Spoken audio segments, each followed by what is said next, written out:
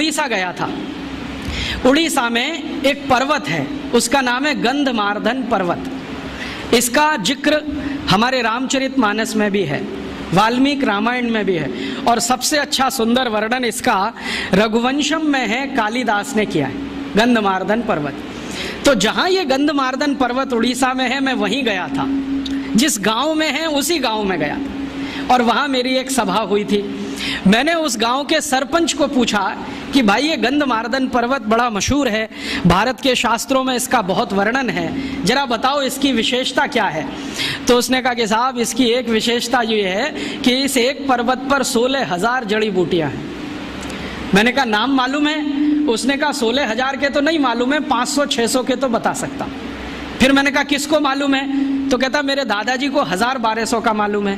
दादाजी के दादाजी मिल गए तो शायद 2-2,500 का मालूम हो जाएगा, लेकिन एक ही गांव के छोटे से एक पर्वत पर 16,000 जड़ी बूटियां। तो मैं वहीं नजदीक में एक जिला है, वो जिले का नाम है कालाहांडी, भवानीपट्टनम उसका जिला केंद्र है। दौड़कर गया और वहाँ के जितने भी बॉटनी के प्रोफेसर्स थे सबको मैं मिला। तो उन्होंने कहा हाँ ये बात सही है। एक एक प्रोफेसर बोलता है कि मैंने लिस्टिंग किया है, तो कोई प्रोफेसर के पास 2,500 जड़ी बूटियों का लिस्टिंग है, किसी के पास 3,000 का है। एक प्रोफेसर ने कहा मैं 40 साल से काम करता हूँ, उनके पास कुछ 7-7,500 जड़ी बूटियों की लिस्ट है, क्या क्या गंधमार्दन पर मिलता है।